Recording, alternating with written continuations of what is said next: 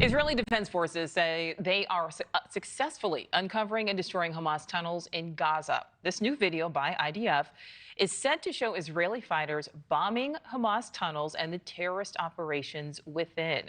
But a better way to destroy the Gaza tunnel networks has been suggested in a new online article titled "Flood the Gaza Tunnels." It suggests flooding the web of tunnels with seawater from the adjacent Mediterranean, which would dramatically reduce civilian casualties, where many hostages are reportedly, of course, still being held. So joining me now, retired Marine Corps Colonel Mark Kansan. Colonel, thank you so much for your time. So this article kind of lays out why, the author thinks it would make sense. It does. And the Israelis have a tough task here with the tunnels. They have to do something because Hamas uses them for transportation, for storage, for protection. The problem is that all of the alternatives for getting in there are not very good. They could send in infantry, very dangerous. They could use explosives, might harm the hostages. They could use gas, but a lot of people will push back on that for gas warfare. Water, flooding them, offers some possibilities, but it would make them maybe unusable. It would not endanger the hostages. It would reduce the effectiveness of the tunnels to Hamas.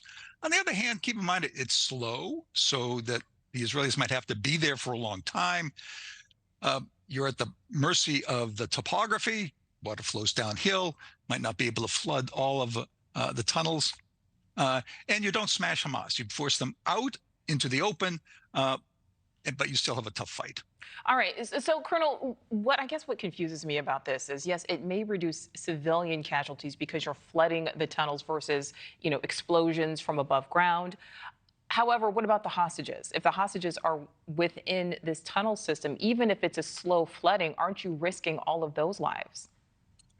I think of all of the alternatives, this is probably the least risky to the hostages because it would take weeks to flood the tunnels. And in that time, you could move the hostages to higher ground or above ground. So of all the alternatives, this is probably the best, but none of them are really very good. Okay, so there's so much, of course, that is unknown about the tunnel system, which, of course, as we know, is by design. That's, the whole point. But is there any way to really know what's going on underground? Well, the Israelis clearly have some idea what's going on underground because they've attacked certain nodes. They've been studying the tunnels for a long time. There are some technologies that will help them find the tunnels, but I'm sure that there's a lot they don't know, and that's a huge frustration to the Israelis. If they knew, they'd go right after the hostages.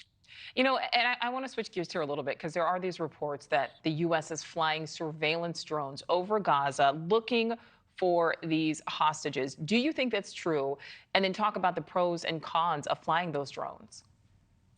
I'm sure it is true. The United States is providing aid to Israel really up to the line of putting U.S. forces on the ground. So if U.S. drones can be helpful, I'm sure we're doing that. The problem with drones is you can see a lot about what's above ground, but you can't see what's underground. So you can see where people are going. You can see if maybe some buildings look like they might be entrances. That's very helpful. But ultimately, there's a lot you don't know, and a lot you really can't know until you're right there. And Colonel, before we let you go, every single day we're hearing so much talk about this humanitarian pause, this proposed humanitarian pause. Do you think we will see that pause in the ground offensive? Should there be a pause in the ground offensive? Well, the president is pushing this pretty hard, so I'm sure that there will be some sort of a pause. A lot depends on what kind of a pause it is. If it's a 24-hour pause to allow refugees to get out of the embattled area or to get humanitarian supplies in, that won't make much of a difference operationally. On the other hand, if the pause turns into some sort of ceasefire, then that will have a huge impact on the Israeli operations and ultimately their strategy.